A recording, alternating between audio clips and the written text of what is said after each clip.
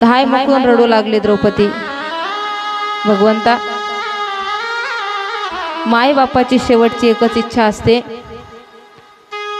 की आमच्या मुलांच्या खांद्यावर आम्ही शेवटचं जावं। कोणत्याच बापाला, कोणत्याही आईला असं वाटत नाही की आम्ही म्हाताऱ्या माणसांनी आमच्या खांद्यावर आमच्या लेकरांचं शेवटची यात्रा काढावी। कधी स्वप्नातही कुणी हा विचार करू शकत नाही। आमच्या लेकरांच्या खांद्यावर आमची शेवटची यात्रा निघावी। शेवटचं पाणी आमच्या मुलांनी आम्हाला पाजावं। शेवटची बोळवण आमच्या लेकरांच्या हातून आम्हाला प्राप्त व्हावी। सारा आयुष्याची कमाई, आयुष्याची संपत्ती आमची तीच आहे, जे आमच्या मुलांचं सुख आहे ते आमचं सुख। पण विचार करा, ज्या आईच्या डोळ्यासमोर तिचा तरुण मुलगा जात असेल, ज्या बापाच्या डोळ्यासमोर त्याचा तरुण मुलगा शहीद होत असेल, एका रूपाने आपण म्हणतो वीरगतीला प्राप्त झाले। युद्धामध्ये मरण पावणारा वीरगतीला प्राप्त होतो आणि जर विजय झाला तर त्याला राज्य प्राप्त होतं।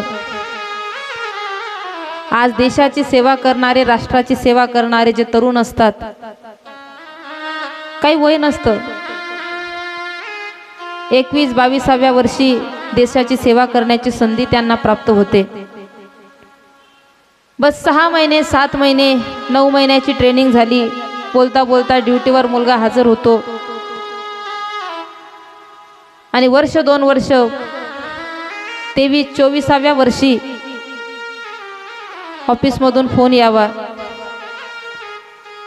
तुमच्या पुत्राला गोळी लागली, मुलगा ठार झाला, वीरगतीला प्राप्त झाला। मला सांगा ना, मायबापांनी हा दिवस पाहण्यासाठी त्यांचं शिक्षण केलेलं होतं का? मायबापांनी हा दिवस पाहण्यासाठी त्यांना सीमेवर पाठवलं होतं का?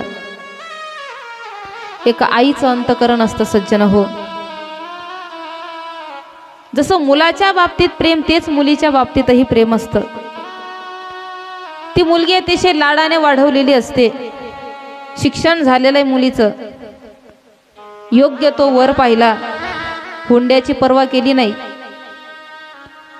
व्याजाने पैसे काढले असतील, शेती गहाण ठेवली असेल, पण आपल्या मुलीचं आयुष्य सुखाने जावं यासाठी मायबापांनी मोठ्या अशा श्रीमंत घराण्याची सून आपल्या मुलीला केली असेल। बोलता बोलता मुलीचा सुखाचा संसार चालू होतो। मोठ्या आनंदाची बातमी मिळते, आई तू काही दिवसातच आजी होणार आहे बरं का। आईला मोठा आनंद होतो, महाराज भगवंताने मला नाही दुसरं सुख दिलं असेल, पण माझ्या मुलीच्या सुखामध्ये माझं सुख आहे। त्या आईला खूप समाधान वाटतं, बापाला आनंद होतो। घरात भाऊ असतो, भावाला आनंद होतो, मी मामा होणार, बहिणीला आनंद होतो, मी मावशी होणार। किती आनंद, किती आनंद। सर्वजण त्या दिवसाची वाट पाहत असतात, ज्या दिवशी ते बाळ आपल्या हातामध्ये येणार। आणि शेवटी ओटी भरल्यानंतर त्या मुलीला माहेरी आणलं जातं। एक एक दिवस ती मोठे सोन्याचे स्वप्न पाहत असते। गोपाल कृष्णासारखा माझा पुत्र असेल, प्रभू रामचंद्रांसारखा माझा पुत्र असेल, विवेकानंदांसारखा विद्वान माझा पुत्र असेल। मुलगी झाली तर ती झाशीच्या राणीसारखी शूरवीर असेल।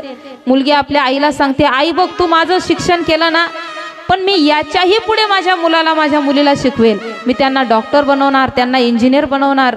पोटामध्ये बाळ असताना ती आई मोठमोठे स्वप्न पाहते, पण ते स्वप्न पाहत असताना ती आई ही गोष्ट विसरते की या बाळाला जन्म देत असताना माझा सुद्धा पुनर्जन्म होणार आहे। बाळाला जन्म देत असताना मी असेल किंवा नसेल, काय सांगता येतं, कोणती परिस्थिती, कोणता प्रसंग कोणाच्या जीवनात कसा येतो। आणि शेवटी 9 महिने पूर्ण झाल्यानंतर दवाखान्यामध्ये ॲडमिट केलं जातं। डॉक्टरांनी सगळी परिस्थिती पाहिलेली असते। डॉक्टर साहेब फॉर्म भरण्यासाठी येतात, घरच्या लोकांना विचारतात, बाळ आडवा आहे, वेळेवर सिझर करावं लागेल, पण ते सिझराची आम्ही गॅरंटी घेत नाही, कारण त्याचं नाळ फार नाजूक आहे. जर पोटातच बाळ गेलं तर आईला विषबाधा होऊ शकते आणि विषबाधा झाली तर तुमची मुलगी जिवंत राहणार नाही. आता तुम्ही ठरवा, तुम्हाला बाळ पाहिजे की आई पाहिजे. सासरची मंडळी म्हणते, डॉक्टर साहेब, ज्या बाळाला आम्ही अजून पाहिलं नाही त्याच्याविषयी मोह कसा? भगवंताने जसं ठेवावं तसं आम्ही राहावं. परक्याची लेक आमच्या घरची सून बनून आलेली आहे आणि ती सून काय आणि आमची लेक काय, म्हणून आम्ही बाळाची पर्वा नाही करणार, पण आमची सून, आमची लक्ष्मी, आमची सुरक्षित असली पाहिजे. आई वडिलांचं उत्तर मिळतं. कोणत्या आईला वाटेल माझी मुलगी मरावी आणि तिचा पुत्र जिवंत राहावा? आई वडिलांची अपेक्षा तीच, आमची मुलगी सुरक्षित राहिली पाहिजे. नवऱ्याची अपेक्षा सुद्धा तीच आहे, माझी पत्नी जिवंत राहावी. पण ज्यावेळी शेवटचा प्रश्न त्या आईला विचारला जातो जिच्या उदरामध्ये बाळ आहे, जी आज मरणाच्या दारात उभी आहे, कदाचित 9 महिन्यापर्यंत तिने जे स्वप्न पाहिलेले आहेत त्या स्वप्नांना तडा पडू शकतो, ते स्वप्न चिन्ह भिन्न होऊ शकतात. त्या आईला शेवटचा प्रश्न विचारला जातो, ताई तुमची इच्छा काय? प्रत्येकाला आपला जीव प्रिय असतो, आपला प्राण प्रिय आहे. ज्या बाळाला तुम्ही कधी पाहिलं नाही,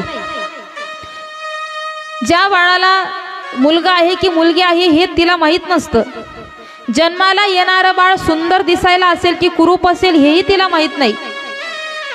आणि पुढचा शब्द वापरते, ज्या बाळाला आई 9 महिने 9 दिवसापर्यंत पोटात सांभाळते, तो मुलगा तिला म्हातारपणी ताटात सांभाळतो की नाही याची सुद्धा ती पर्वा करत नाही.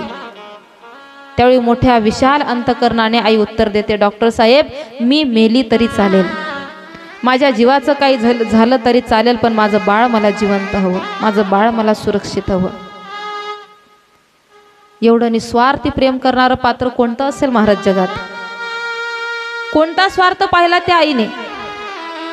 त्या आईने ना स्वतःच्या भाग्याचा स्वार्थ पाहिला, ना स्वतःच्या शरीराचा स्वार्थ पाहिला, ना स्वतःच्या कष्टाचा स्वार्थ पाहिला. आईने स्वार्थ पाहिला फक्त एकच, तिच्या ममत्वाच्या भावनेचा.